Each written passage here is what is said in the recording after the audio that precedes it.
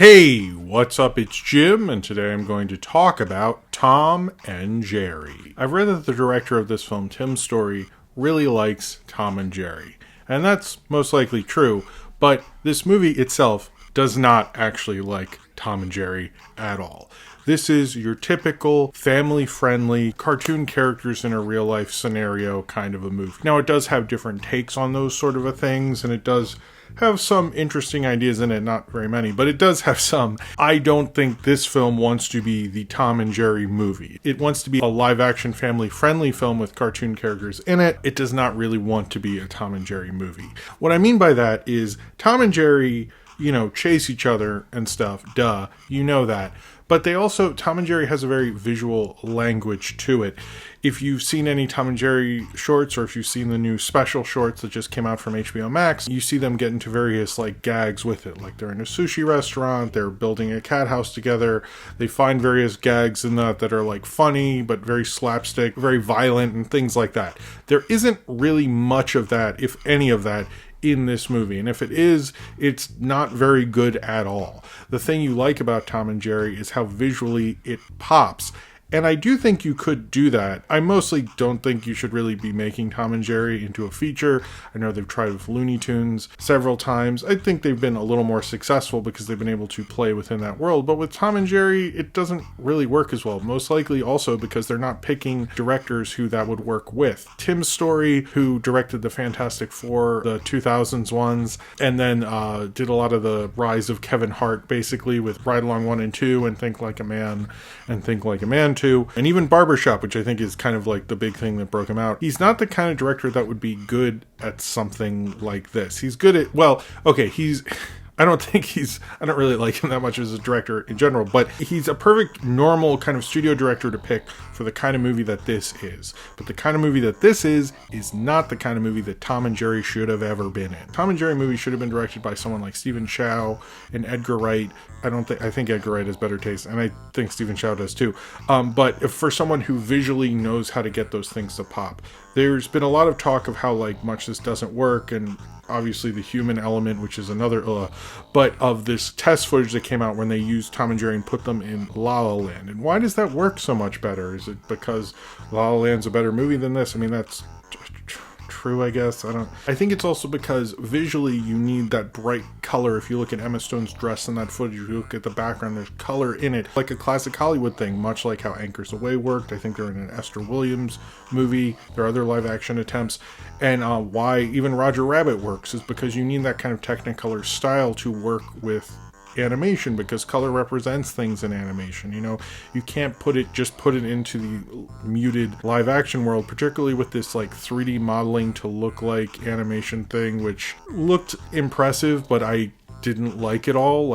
Why does this look so much worse than what Richard Williams did in Roger Rabbit? I get it, because you guys don't care as much as the people who made Roger Rabbit, and that's fairly evident from the entire movie, but it's also because it just visually they're not really thinking about their choices. They're going we're putting animation in a live action world, but they're not thinking about the why. They're not thinking about how that'll work visually. They're not thinking about the visuals of the cartoon. I mean, clearly they're not, because they never have a great Tom and Jerry chase in the entire movie. How do you have a whole Tom and Jerry movie without a great Tom and Jerry chase? I mean, they don't talk or sing, so that's nice, but other than that, I mean, you might as well have them sing and talk at this point, because this movie's garbage. It focuses mainly on a plot line about a hotel, because kids really care about fancy New York hotels with weddings where there are no kid characters at all. But hey, I guess that's the plot they came up with. So Colin Jost, the douchiest of all douches, is getting married to this woman who's very rich in this fancy New York hotel. This girl who's trying to make it in New York City, which this movie does not capture New York City well. There was one point where Tom comes out of the subway on 59, looks up, and it's Madison Square Garden, which is famously on 34th.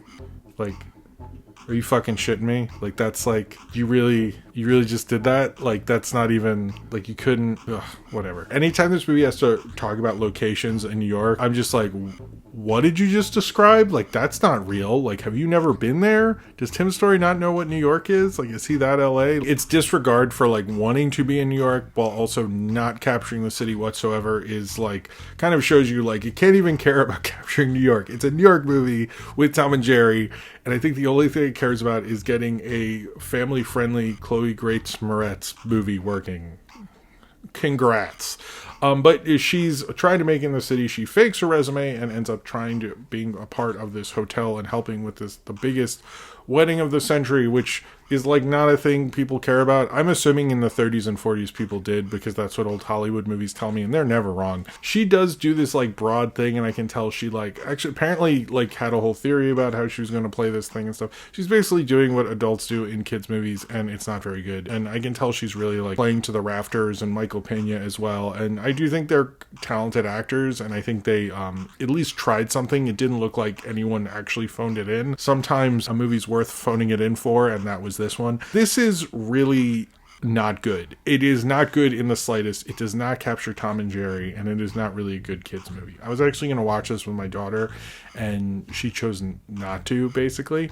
Although Scoob she'd watch right away, which I think shows you like who is this movie for, and I think that's something often you have to ask, like, who is this for? I'm like, it's not for me, someone who likes Tom and Jerry.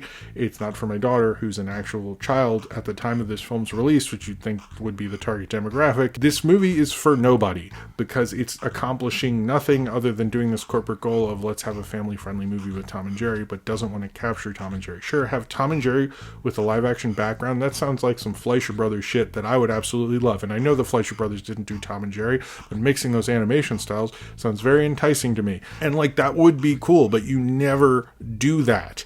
And it stinks, because what I find hilarious about HBO Max is oftentimes they will have right underneath the actual movie you watch like a way better option, like the algorithm sort of mocking you, like, you stupid bitch, you're gonna watch Little Things when Seven's right there, come on. And much like with this, like a weekend before, they went, here's the Tom and Jerry special shorts, here's the good stuff, but we'll release that garbage next weekend, and then have this directly under this when you hit play, just to taunt you a little bit, just to show you there's better stuff out there, even though we have this or whatever. This is bargain basement family entertainment. This is so bad, and I'm really sick of like the whole idea of like Tom and Jerry I think works better in shorts, but like at least attempt something.